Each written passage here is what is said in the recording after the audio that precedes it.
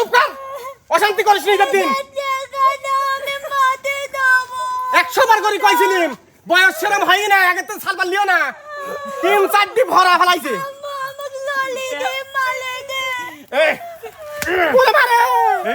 গোলাম মিনছি তো ঈদের দিন সামনি করে না। দেখেন আপনি হারিয়ে যারে সাল দেখেন ঈদের দিন উনি কি লাগাইছে। আরে তোর বউ হয়েছে বলি কি এই ঈদের দিন তোরাতে মার খাবো রে, এই গোলাম কারাতে মার খাবো। আমি আজকে বাপের বাড়ি চলে যাবো, তোর বাড়ি বাড়ি মুতি আমি।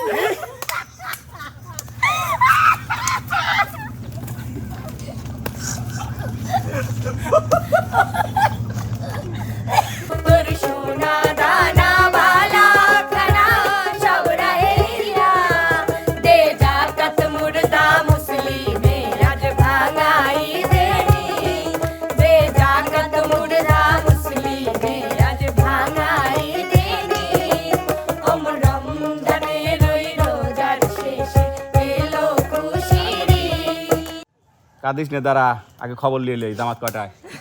হ্যালো হ্যালো, একা ফোন দিছুলু? না কয়বার দিছি বাবু? কিসির লাগে ফোন দিছুলু? আমি তো গমে থেকে উঠতেই লেট কর।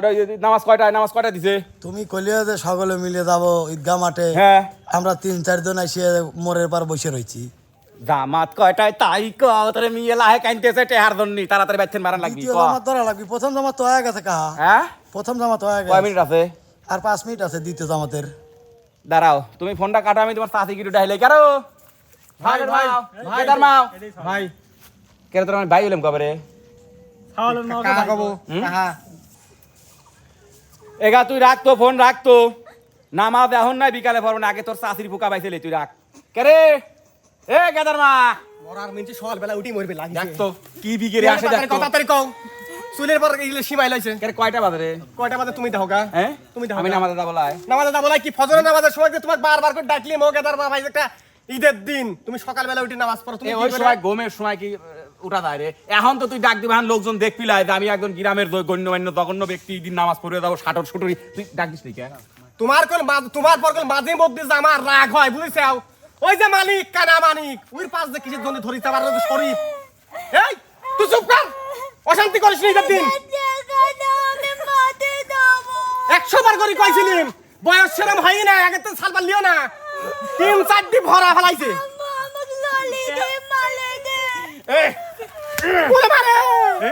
গোলাম মিনছি তো ঈদের দিন সামনি করে না।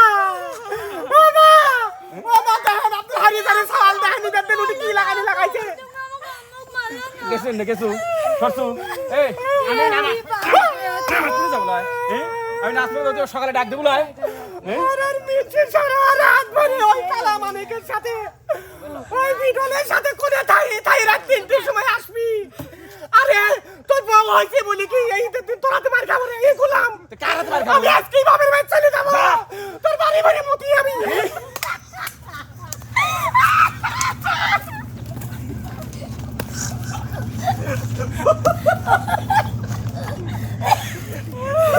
যাইছি আরো সময় আছে, ফিরি আয়। এই দেখ শাল বারগুনি সব মাটি পড়ে গেছে, কান্তি কান্তি ফিরি আয়, এখনো ফিরি আয়। তোর মা ফিরি চলে গেল, তোর মা ফিরি যাতো আমরা তো সর ওই গোলামের ভাত আর খাবো। এই সেই বীর পরের দিন শুরু করি খালি 2 বেলা কিলি খালি ভাত দেওয়ার ভাত আল্লাহ কিলি নিয়ে ভাত তুমি।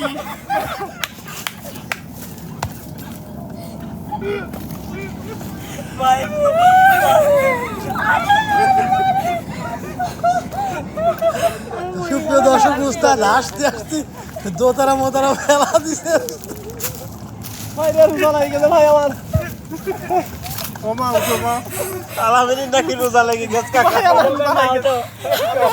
ওইটার কিছু খাইবে চা বিটিরে যাতো সাসি ওটো উঠ না, ওর বাপ সাসি সাসি বাপের পুরো যে বয়সে বাপের ঘরে সাজিয়ে গুজি বসে থাকার কথা, এই বয়সে 4 সাল পাবে। সাসি ওঠেন সাসি সাসি বাড়ি এমনি কি দা এখন সালাল জমাইছে প্রথম চালানের কিস্তি ভরে মূর্তি জীবন শেষ খাসবো কত মরার মিনছি তুই আর একটা বার গায়ে হাত দিতে তোকে আমি মামলা করবো ঈদের দিন তো আমি মামলা করবো থানা আদত কি হয়েছে থানা আদত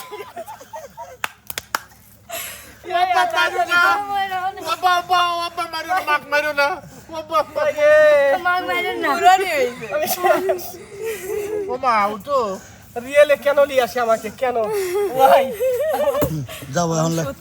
আমি আর একটু হলে গেলে আমি হাসতে হাসতে পেট অ্যাটাক করবো তাই উক যার নিয়ে যাচ্ছেন আসলে প্রিয় দর্শক ঈদের দিন কোনো সংসারে এরকম ঘটনাও ঘটে মানে ঘটে মানে সারা না, রাত ঘটে। বন্ধু বান্ধবের সঙ্গে আড্ডা দিয়ে ফজরের নামাজের কিছুক্ষণ আগে এসে ঘুমায় আর বইয়ের উপরে সকালবেলা উঠে অত্যাচার হারামজাদি তুই আমাকে কেন ডাকিস নেই কেন আমি নামাজ পড়ে পারলাম না আর ফজরের নামাজ যেটা ফরজ সেটা পড়ার নামে খোঁজ নাই উনি নফল সুন্নত নিয়ে বইয়ের সাথে মারামারি দিয়ে আমাকে লোকজন দেখলো না আমি নামাজ পড়বে গেলাম না এটা একটা বিষয় তো যাই হোক আসলে ঈদের দিন আমরা কে কেমন আনন্দ বিনোদন করি এবার তার উপরে কিছু কার্যকলাপ দেখবো হচ্ছে আমরা রিয়ামনির কাছে ভাই আমি করবে না আনন্দ আনন্দ এখানে কষ্টের কোনো জায়গা নেই ঈদ মানেই আনন্দ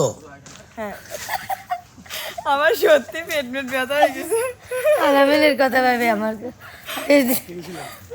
না আমি এটা পাশের বাড়ির ওর মতনই একটা মহিলা আমার পাড়া প্রতিবেশী মনে করেন ভাই ছিল আর ভাবি কারণ ও করে কথা কই ওর মতো সেম বউ ধারণ করছি আমি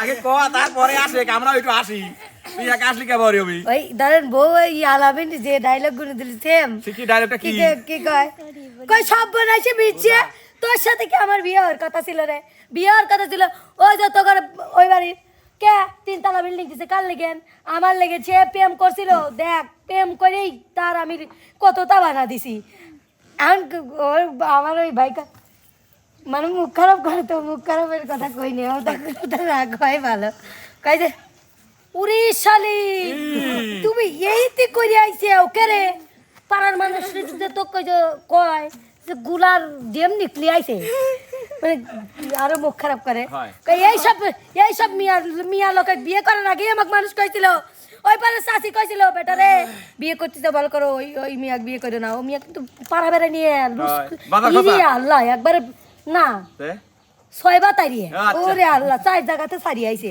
ওই মহিলাকে বিয়ে করে না তাও বিয়ে করছিলাম তোরাই রূপ যাইবার আমাকে দেখাই আমাকে পাগল করছিল আমার মাঝে কয় তুই আমাকে বস করে বিয়ে করছু ওই ভাবি আমার কয় মিনছে শোন তোকে একটা কথা কয় এই ঈদের দিন তুই আমার সাথে এরকম করলো না মার্কেট কয় ঠেয়ার কেউ করে দিছু হি মাছির সাথে বাতার ধরেই তো লেবো বাতার ধরেই লেবো তার তো কবি তোর সাথে থাকবো না আচ্ছা বাতার ধরেই লেবো আচ্ছা লিগা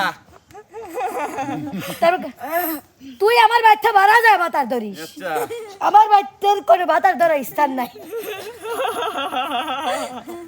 এই সকালবেলা ঈদের দিন আপনার এই যে সকালবেলা মানে এসব শুনি আমি ভাই মানে আশেপাশে হয় নামাজ পড়বি তো যাবি লাই 19 জামাই ওই বোর সাথে লাগাবি ওই ঈদ কে প্রতিদিন ঈদ পালন করা যায় তো প্রতিদিন এটা করে সারিলি আসি দি গুলাম কি কয় রে ওই কবে তোর মা ফের জিজ্ঞেস করে শোন ঘটনা হচ্ছে কি ও দে থালের নিচে তোর জন্যে 1 থাল লুডুস 2 থাল সিমাই 1 থাল খিচুড়ি আর 1 থাল গরুর গোস্ত তুই একটু দেখে আয় যা তুই একটু দেখে আয় একটু দেখে আয় যা একটু দেখে আয় প্রিয় দর্শক এবার ঈদের কিছু আনন্দ আপনাদের সামনে তুলে ধরবে হচ্ছে আমাদের পিস্টন সারা আমি যাই বড় কালের ঘটনা দেয় আন কর গলে ঘটনা কব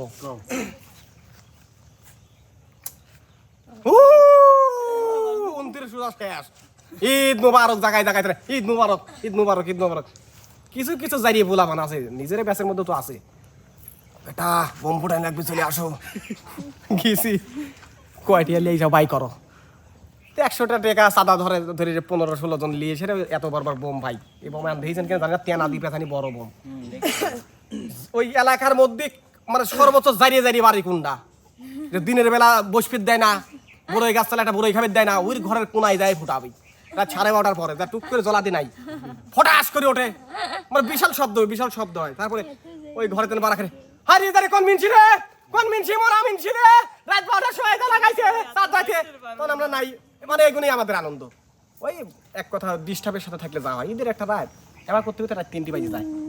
সকালবেলা কিছু কয়টার সময় তাও কিন্তু জানিনি। সকালবেলা থুইছি এলেন তো দিয়ে থুইছি 7টায়, যে 8টার সময় হয়তো শুরু হবে, দিয়ে থুইছি সকালবেলা। যাই হোক সালপাল ফোন টোন দেয়, হ্যালো, হ্যাঁ আমাকে তখন রিপ্লাই দিবি যে মামা এখন তুমি রেডি হও নাই, তখন মানে ইচ্ছা মতন ঝাড়ি, হ্যাঁ কি রে তুই কোন ধরনের লোক, তুই একটাবার আমাকে বলবি না যে নামাজে যাওয়া লাগবি? হ্যাঁ তাই বসন মসন পারি মানে গোসল টোসল করিয়ে এসে যাই হোক আতর সুরমা লাগাই, মনে হলি রে বাপ রে সারা রাত নামাজ কালাম পড়েছি। ঈদগার মাঠে যায় আসে রে, সর্বপ্রথম যায় আসে প্রথম কাতারে বসবো। তো ওই কমিটির লোক আসি, কমিটি তো টিয়া পয়সা তো লাগবে পারবো না, আমি নামাজ পড়বো, 30টা রোজা ছিল। এর মধ্যে দেখবেন ওই কোন এলাকায় কি বলে জানি না, আমার এলাকায় বলে যে যারা যারা রোজা ছিলেন না পিছনে কাতারে চলে যান।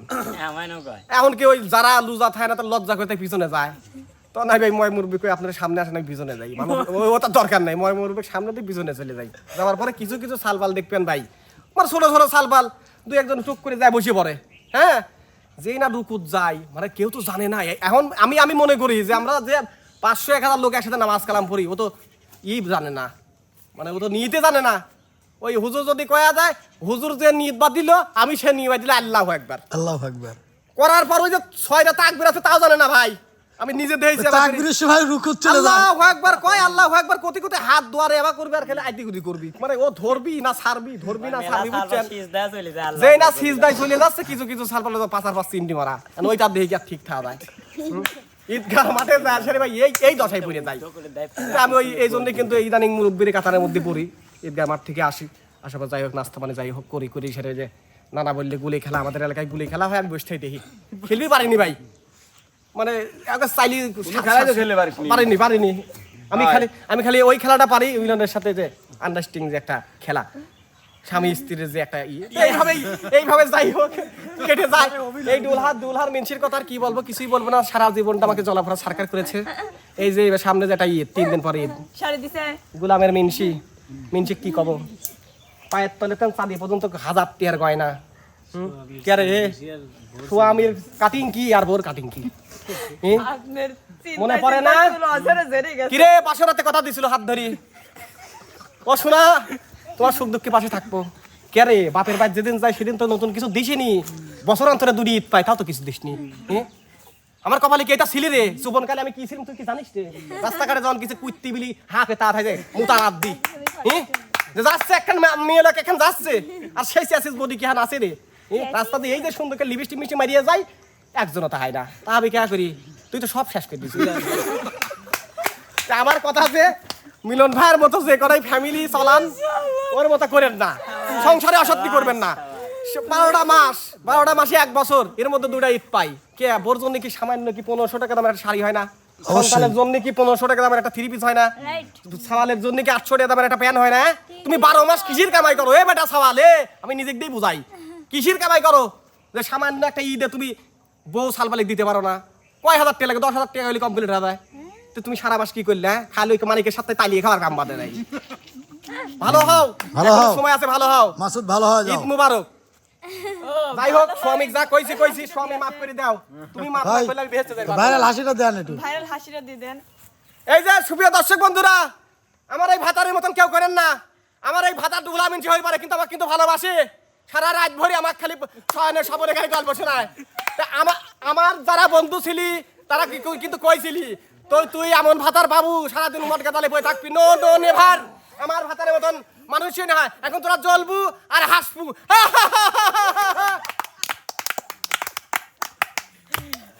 দর্শক হাসতে হাসতে তো অবস্থা টাইট, এবার দেখি অবস্থা এই টাইট বল্টুটাকে একটু লুজ করার জন্য আমরা ডেকে নেবো শুভাকে। মানে আমি আসলে লুজ পারবো না ভাই, আমি টাইট করে পারবো না, আমার ওই শোভা না, আমরা বিপ্লবেক চাই, শুভার সাথে বিপ্লবের হয় ডুয়েট কোনটা এটা সংসার সংসারে মনে করেন আপনারা স্বামী স্ত্রী, ঈদের দিন আপনারা দুজনের স্বামী স্ত্রী এখন মাথা টাইট 3 পিস দেয় না, 3 পিস না দিলে কি তাহলে বসার যা কলে করব। হ্যাঁ বুঝেন না ঈদের দিন, ঈদের দিন, হ্যাঁ শুরু ঈদের দিন। তো কলাম যে পাবনাতেন মার্কেট করে দে, তুই ফরিদপুরতেন আমার 3 পিস কিনতিস, তুই এখনই আমার সাথে এরকম করিস, পারে কি করবো জানি? ঝগড়া পায় না, তাই এই অবস্থা।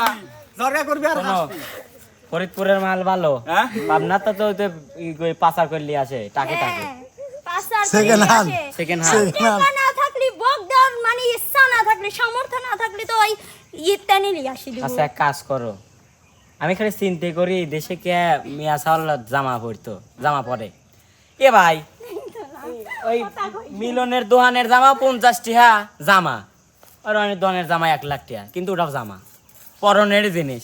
আমার পরনে আমার যৌবন ঢের আরই জিনিস, তোমার সমস্যা কি? আমি তো এমন কিছুই দিছি যে ঢের থায় সব কিছু নাকি? টেহা দি কি হবে, তাই না ভাই? হ্যাঁ, টাকা দিতে 50 হবে। টাকা আর 1 লাখ 1 লাখ টাকা সমানই, ড্রেস তো ড্রেসই। হ্যাঁ, 50 টাকা দিলি পরে এই 1 লাখ টাকা দিয়ে আবার একদিকে জমি দেওয়া গেল। কইছিলি এই জন্যই আমার বাপ মা কইছিলি ওই ওই ওই ছেলের সাথে তুই বিয়ে করিসনি, তোর জীবনে ভাত খাবার দিবি পারবি না। আমি বুঝতে ভুল করেছিলাম, কিসের জন্য যে তোর পাল্লাই আল্লাহ আমাকে ফেলাইছিলি। এ বোন, ওই যে গেল, ওই যে গেল রাখছে। দুলি ভাই কি কি দেছে এবার? আর কইও না, কইলি যে তোমার জন্য 5,000 টাকার বাজেট, তে কইলাম 5,000 টাকার তাহলে তুমি একটু শহরেই যাও, মানে মার্কেটটা পাবনাতে নি করে দিলে একটা ড্রেস দাও, তাও দে নাই পাবনা রবিউলেতে। আমারে মিনসি কি খবরে বোন নাই কতি এবার সুপার ডুপার 27,000 টাকা দেন ছাকা নাকা ড্রেস দিছে, দেখতেছিস নি সারা দেশ দি দেখ আল্লাহ, ওমা, মিনসি ও শোনো গোপন কথা, ও 27,000 টাকা তোর স্বামী দেয় নাই, ও জানো না যে এই দেয়া বেড়াই সার টিয়া দিছে ও। তোমার সাথে কি আমি গান করিনি, আমি কি কাম করিনি, আমি কি কামাই করিনি, হ্যাঁ? আমার টাকা দিয়ে তোমার সংসার চালাই, আর তুমি আমার জন্য এইটুকু করবে পারো না। আর ওই সানি ওই আলামিন কি কামাই করে, ওর স্বামী সংসারে তাও এত ভালোবাসে, ওরে আল্লাহ রে আমি কি আপু করেছি? এটা আমার স্বামী এবারে দেখো 3 ভরি দিয়ে সোনার দেহ কি দেছে মালয়েশিয়াতেন পাঠাইছে। ওরে আল্লাহ, এই দেখো এটি হচ্ছে নকেট মালয়েশিয়ার মালা সাদা হয়। কি ওরে সে অনেক ডায়মন্ড, ডায়মন্ড। সাদা সোনা। আমার স্বামী কইছিলাম যে এনে 2 এন্টিনার আলা তুমি এ আমার ভাই তুই নকেট কি দিবে। আমার আপনি কি আমার সংসার ভাঙ দেন? কেন আমার স্বামী দিয়েছে, আপনার মতো ডুলা মিনছি নাকি? কি যে কয় শোনো শোনো, তোমার তোমাকে আর সংসারে কিছু না দিয়ে শোনো, এমনকার যুগে সোনা মোনা দিয়ে কিছু হয় না, এটা তো ভালো ফোন লাগে না, টিকটক মিকটক বানাবে, এই যে আইফোন দাও, টিকটক মিকটক বানাই অনেক। এ মোরা মিনছি আইফোন আমার তোর সাথে বিয়ে হওয়ার আগেই আছে, ধর তোরাই আইফোনে ধর।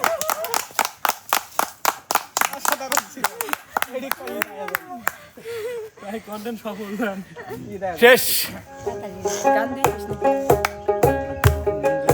রই রোজার শেষে এলো খুশির ঈদ, তুই আপনাকে আজ বিলিয়ে দেশ আসমানে তাগিদ, ওমর রমজানে রই রোজার শেষে এলো খুশির ঈদ, তুই আপনাকে আজ বিলিয়ে দেশ আসমানে তাগিদ, তোর সোনা দানা वाला खाना सब रहीला, তোর সোনা দানা वाला खाना सब रहीला, दे जाकत मुर्दा मुस्लिमे आज भांगाई देनी, दे जाकत मुर्दा मुस्लिमे आज भांगाई देनी, ओम रमजाने রই রোজার শেষে এলো খুশির ঈদ, তুই আপনাকে আজ বিলিয়ে দেশ আসমানে তাগিদ, ওম রমজানে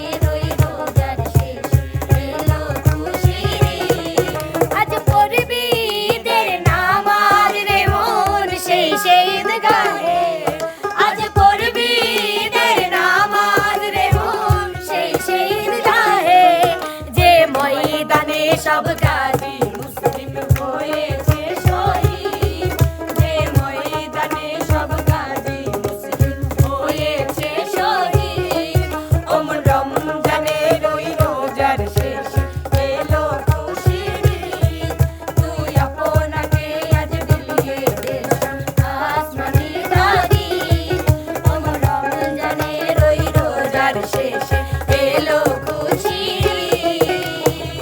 সবাইকে ঈদ মোবারক।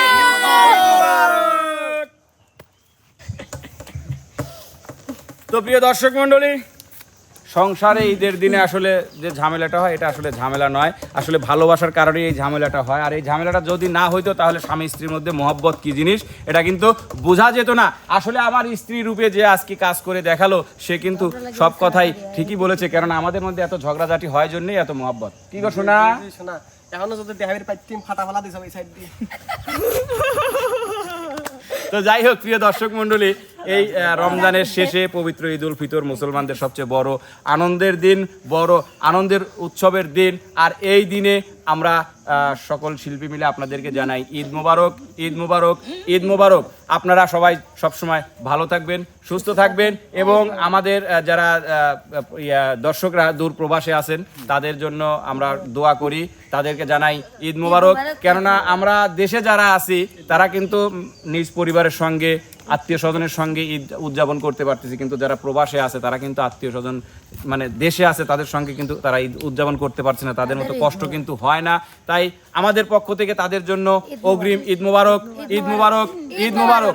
আর আমাদের দেশের থেকে যারা বিভিন্ন জেলা থেকে গ্রামগঞ্জে ফিরে আসতেছেন তাদের জন্য দোয়া থাকলো যেন সহি সালামতে আপনারা আসতে পারেন, সাবধানে চলাফেরা করবেন, নিজের খেয়াল রাখবেন এবং আমাদের ভিডিওগুলো অবশ্যই শুরু থেকে শেষ পর্যন্ত দেখবেন। আমাদের চ্যানেলটিকে ফলো সাবস্ক্রাইব করবেন, লাইক কমেন্ট শেয়ার করে পাশেই থাকবেন। দেখা হবে, কথা হবে আবার নতুন কোনো ঈদে। সে পর্যন্ত সবাই ভালো থাকবেন, সুস্থ থাকবেন। আল্লাহ হাফেজ।